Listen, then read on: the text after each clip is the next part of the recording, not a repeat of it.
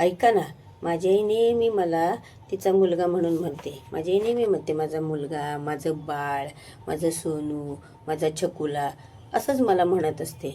बरं, माझ्या घरच्यांनी माझं नाव पण छान ठेवलं आहे, शेरू म्हणून. आता माझ्या घरचे, माझ्या आजूबाजूचे सर्वजण मला शेरू शेरू म्हणतात, माझ्याशी छान वागतात, माझ्याशी छान खेळतात. मग मी जर माझ्या आईचा मुलगा आहे, मग मी स्वतःला कुत्रा का समजू? कारण ना, काही लोक जे आहेत ती मला कुत्रा म्हणतात.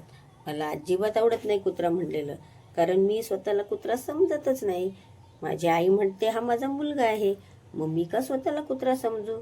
मग आता तुम्हीच सांगा मला, जर माझी आई एवढे छान शब्द माझ्यासाठी वापरते, सोन्या, बाळा, छकुल्या, मग मी स्वतःला कुत्रा का समजू?